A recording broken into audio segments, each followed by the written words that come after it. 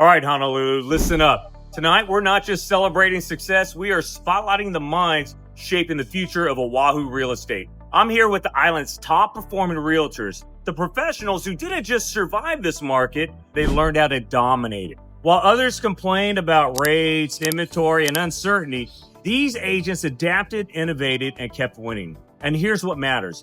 Every insight you're about to hear isn't theory. It's field-tested, deal-closed, client-served wisdom. My goal tonight, to pull back the curtain on what actually drove their success in 2025 and what they see coming next, so buyers, sellers, and fellow professionals can move smarter, not harder. So let's get into it, because opportunity doesn't wait, and neither does Hawaii real estate. So Erin, how does one go from living in the frozen tundra of Canada to being one of the top realtors and owners in Oʻahu? That's a great question, Larry. You know what? I am from Canada, like you said. My husband's from California. We met in Korea, of all places. Who would have thought? You know, Korea actually took me on a total whim, and Were you a teacher?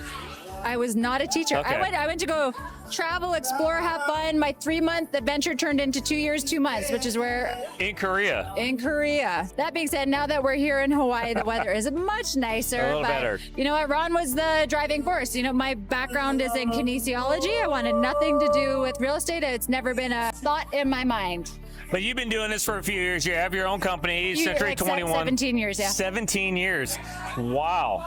My husband has good instincts. He does. Ron wasn't active duty the whole time. He's 17. I mean, he retired when? No, he retired after 20 years. Okay. So he retired 9 years ago. Wow. We are getting old, Larry. We are. We're getting old. Well, some of us look old. Not me. I mean, not you, me. Oh, man, that's going to hurt. So you have your own company. You've been very successful. What is the secret to success? And we already talked about this. Actually, we already talked about this.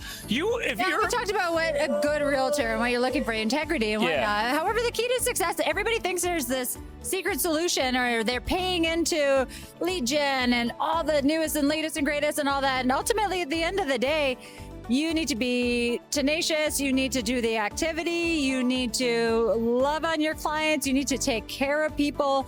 And you got to weather the storm. When I moved here, we came in at the low part where it was short sales.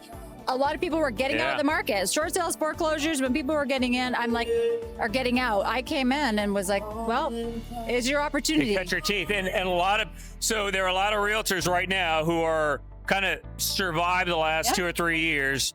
And you haven't really survived as much. You've taken advantage of the opportunities and you've stayed strong. You've grown. We were talking earlier, it's quality over quantity, having the right people on your team.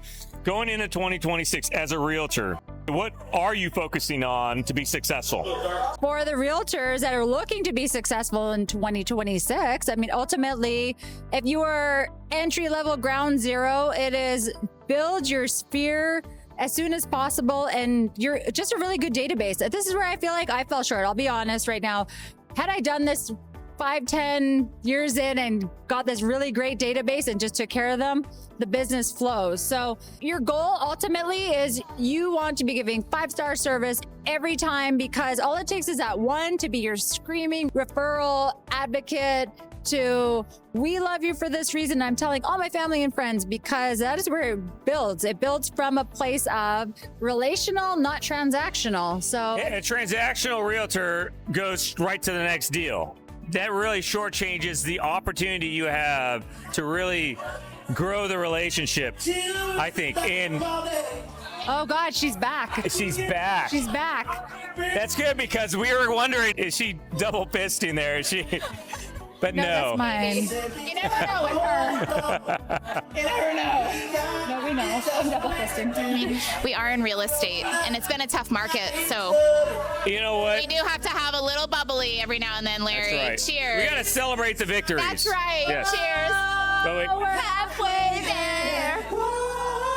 we were just talking about we're living on a prayer. 2025, we're living on prayer. But 2026 is coming around. We have more inventory now than we have had in the last 10 years. Yeah. And rates are coming down. You heard that here. Rates are coming All down. right, mark the time Mark and the the time, date. yes. Can we get that in writing? You can. They are coming down.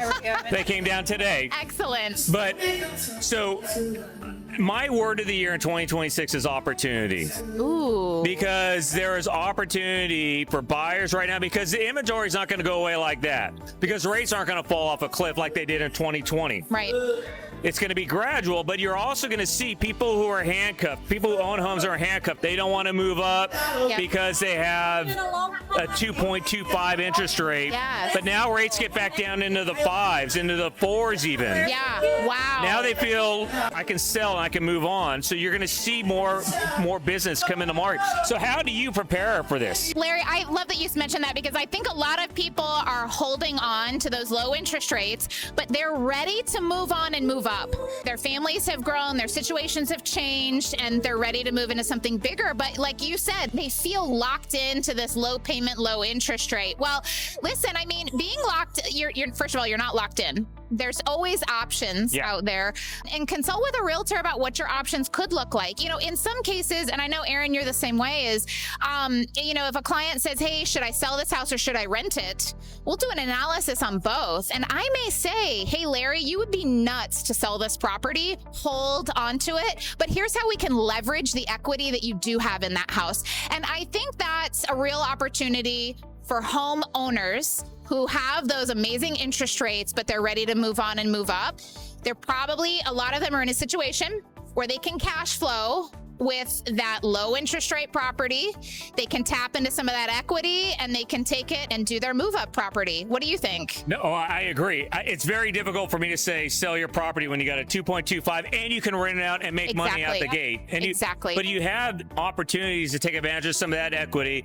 And most places that people move from Hawaii, the cost to buy a home is a lot less. So you get $100,000 out on a home that you have $300,000 in equity in, and you could do that 20% down conventional, and you're going to have a great an affordable mortgage payment. And that's really what everyone's worried about, is can I afford to pay my mortgage at my next wherever I live? You can do that, especially if you have a home, and which kind of goes against the opportunity, but there is that opportunity for people who feel stuck. I can't leave. I can't rent my house out.